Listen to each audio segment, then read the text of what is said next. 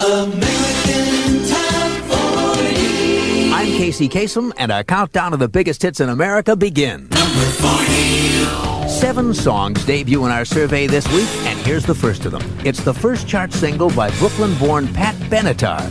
She debuts at number 40 with Heartbreaker.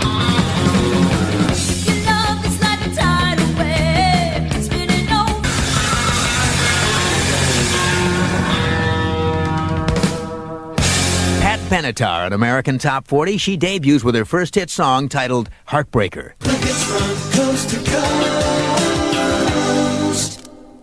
American Top 40. I'm Casey Kasem. AT40 originates in Hollywood. Well, now we're up to the first chart single by a girl rock singer who came very close to becoming an opera singer. Her name is Pat Benatar. She's 5'2" with eyes of brown and weighs only 90 pounds. But she's always had a big voice. That's why when she was 14 years old, her mother tried to steer Pat into a career in opera. And according to Pat, for the next 5 years, until she was 19 years old, she was a prisoner of classical singing. She said, "It was a real confining thing. I sang every day for 6 hours. I'd do it after school. It was like an athlete training. You had to go to bed early. You couldn't swim if it was too cold. No drinking, no fun, no nothing. It really got in the way of my social life."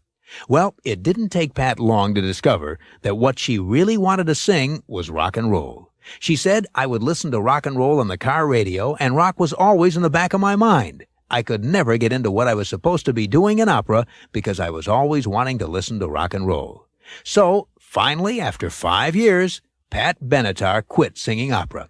And she said it took her 3 years of working in clubs on Long Island to get rid of her old opera habits and learn about singing rock and roll. And she's learned real well. You can hardly tell she used to sing opera. Here's Pat Benatar at number 29 with her first chart single, Heartbreaker.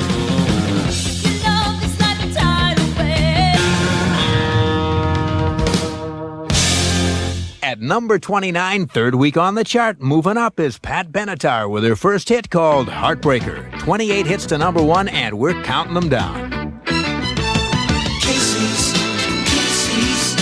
Casey's Coast to Coast.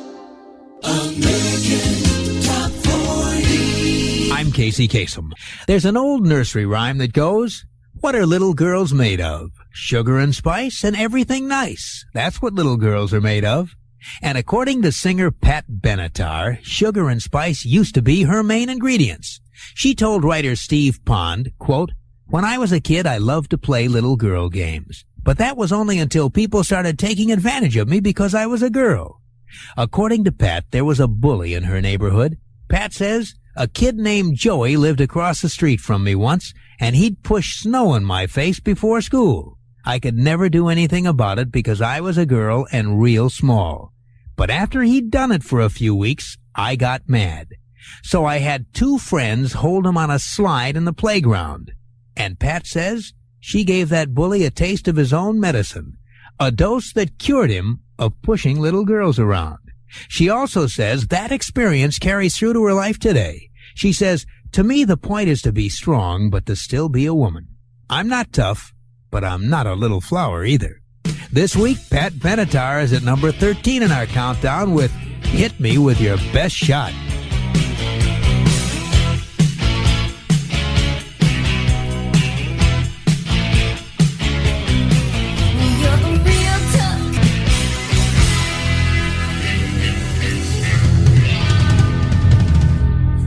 Survey song number 13 on American Top 40, Pat Benatar and Hit Me With Your Best Shot. 12 big hits on our way to number 1, and we're counting them down. The hits from coast to coast. Listen to this. A singer auditions in a nightclub. The owner is bowled over and offers her fame and fortune. That's exactly how it happened to a woman in this week's countdown. The story begins in 1979 at a Manhattan nightclub appropriately called Catch a Rising Star. It's a showcase for unsigned talent. Well, one night the club was holding auditions. One of the hopefuls was a tiny 27-year-old woman with deep dark eyes and a voice twice her size. She'd been singing professionally for a few years, but this was her first shot at New York City, the Big Apple.